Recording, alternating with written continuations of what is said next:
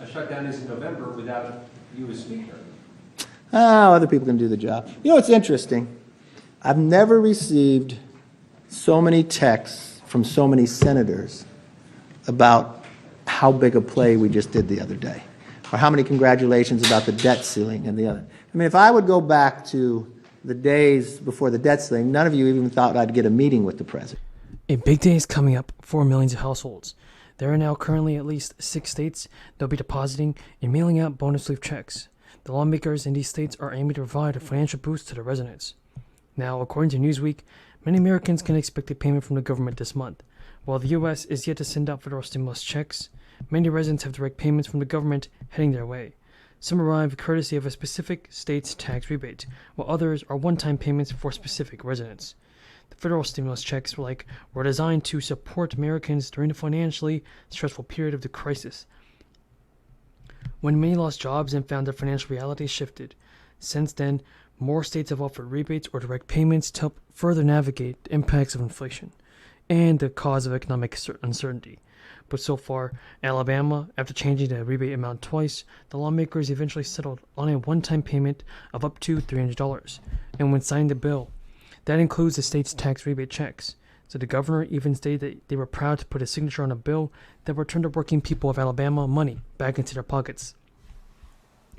Even Colorado is a state offering a property tax, rent, heat, credit rebate worth up to $1,000. Those who qualify must show proof that they do not exceed the income thresholds.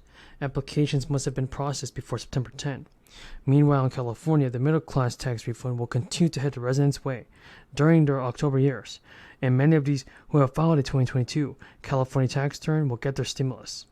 In the South, Georgia's House bill provides a taxpayer a tax rebate of up to $500. It applies to all those who filed the tax returns in the year in 2022 as well.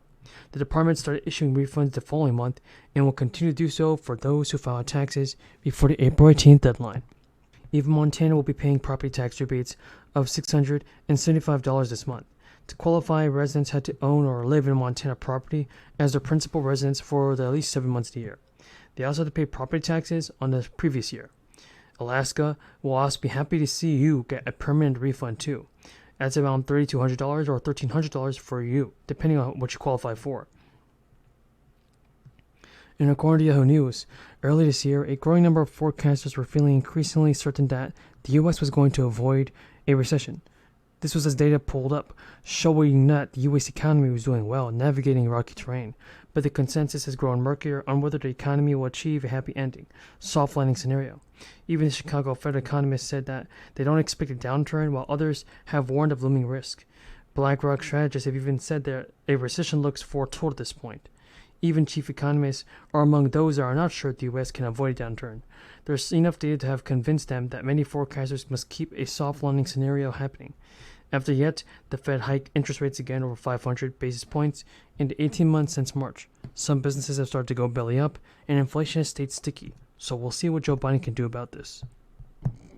Well, with that long-awaited flick of the pen, President Biden gave tens of millions of Americans a new lease on life by canceling significant amounts of student debt.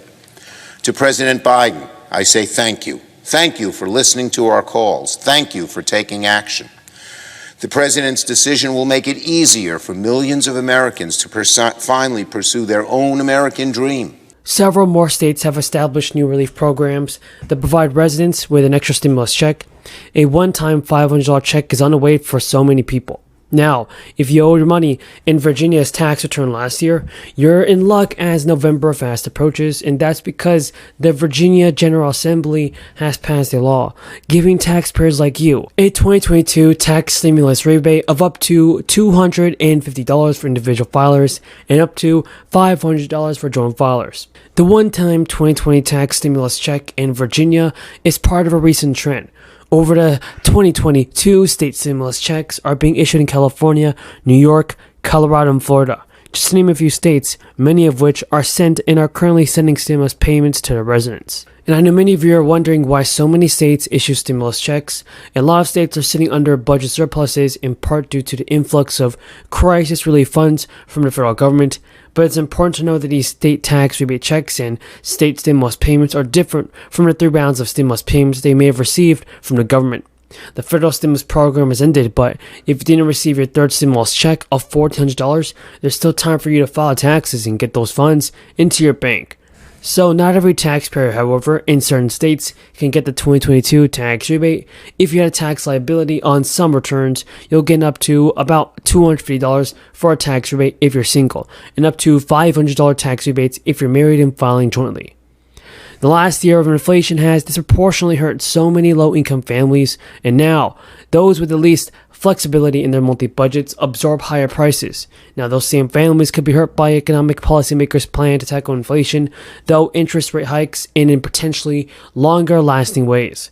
Last month, leaders at the Federal Reserve predicted that, given their plans to continue rising rates, unemployment would rise from 3.7% to 4.4% by the end of the year, and this means an additional 1 million people would lose their jobs over the 12-month period. Now, Jerome Powell has also said that, "I wish there was a painless way to do this." Other financial analysts have even projected even higher unemployment as a result. Bank of America predicted unemployment would reach 5.6% by the end of this year, translating to more than 3 million people out of jobs.